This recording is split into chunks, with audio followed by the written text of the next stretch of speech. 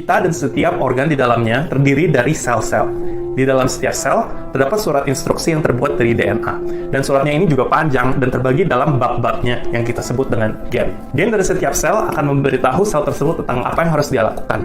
Salah satunya adalah instruksi untuk kapan sel harus membelah diri dan kapan sel harus mati. Ketika sel membelah diri, sel harus membuat duplikat dari DNA dan gennya supaya sel-sel yang baru yang terbentuk mempunyai surat instruksi yang sama. Nah, dalam masa hidup sel ini, ada kemungkinan untuk DNA atau surat instruksi ini untuk berubah. Kejadian inilah yang disebut dengan mutasi DNA. Penyebab mutasi ini bisa dari berbagai sumber, bisa terjadi dengan sendirinya, ada juga kemungkinan keturunan dari orang tua, atau juga bisa dipicu dari bahan-bahan kimia atau lingkungan luar. Jadi kemudian, apa yang terjadi kalau selnya termutasi? Kalau sel yang sehat dan normal, dia akan mendengarkan sinyal-sinyal dari sekelilingnya untuk tahu kapan harus tumbuh, kapan harus membelah diri, dan kapan harus mati. Pada sel yang DNA-nya termutasi, kadang-kadang mutasi ini membuat sel menjadi tidak peka terhadap sinyal-sinyal tersebut. Hasilnya, sel ini akan terus membelah diri tanpa kontrol dan tidak akan pernah mati.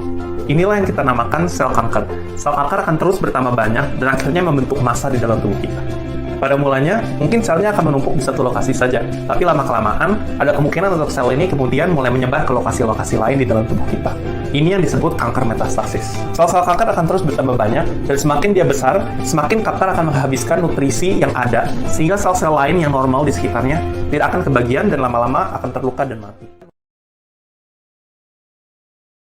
Biasanya akan melakukan operasi untuk mengangkat tumor atau bisa juga dengan menggunakan radiasi untuk membunuh kanker di lokasi tertentu.